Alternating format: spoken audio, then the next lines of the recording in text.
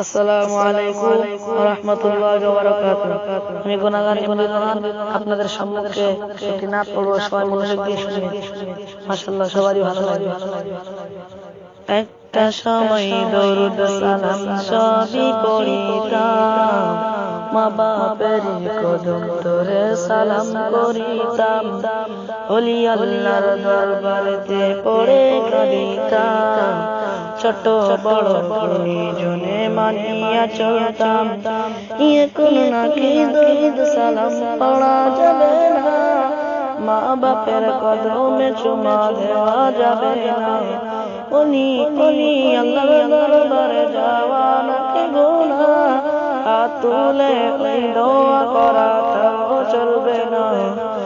বন্ধুরে বন্ধু তুই বুঝিয়ে দে মোরে, কঠিন জামানায় ইমান বাঁচাই কি করে।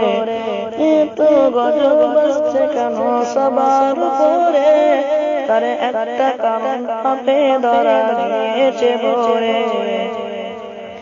ফলতো ফসল শস্য শ্যামল সুস্বাদে ভরা, ভালোবাসায় ভরেছিল এ বসুন্ধরা।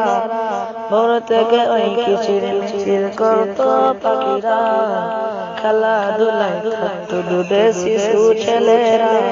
সেই গাছ আছে ভালো আছে সাদ গেল কোথায়, শুধু কাটা কাটি কোনো খুনি চলছে সর্বদাই। রং বেরঙের পাখিগুলো লুকালো কোথায়, সব ভাইরা নিয়েছে টেনে মেরি খেলায়।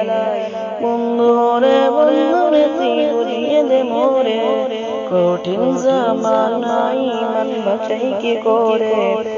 এত গজব বাজছে কেন সবার উপরে, তার একটা কারণ পাপে ধরা দিয়েছে ভরে। আগে ছিল মা খালা চাচি আম্মা জান, দেখলে ভরে যত পরাণ কি ছিল সম্মান। মা বাবার উপরে কথা বলতো না সন্তান, নত হয়ে চলত তারাই ছিল বিধান। এখন মা খালা চাচি যারা আছে না তাদের দায়, শাড়ি সালোয়ার বলে তারা ফ্যাশন করে বেড়ায়। ছোট ছোট জামা পরে ছোট করে, পুরুষের ওই পোশাক তারা নিয়েছে কেড়ে। বন্ধুরে বন্ধুরে তুই বুঝিয়ে দে মোরে, কঠিন জামানায় ইমান বাঁচাই কি করে। এত গজব বাজছে কেন সবার উপরে, তার একটা কারণ পাপে ধরা দিয়েছে ভরে। হাজার রকম ফতুয়া জারি হচ্ছে দুনিয়া, কোন ফতুয়া মানি আমি যাই পড়ে দাদাই। তবে আমি একটা কথা বলি শোনো, মহাব্বতের থেকে বড় আর কিছু তো নাই। এমনির অন্তর আকীদা টিকে রেখে তুই চল, ওলি আল্লাহর দরবার ওলি আল্লাহর গোলামিতে হবি তুই সফল। যে যাই তোরে বলে করে ওরা যে পাগল, তুই নবীর প্রেমের সুরমা করে নে করে কাজল।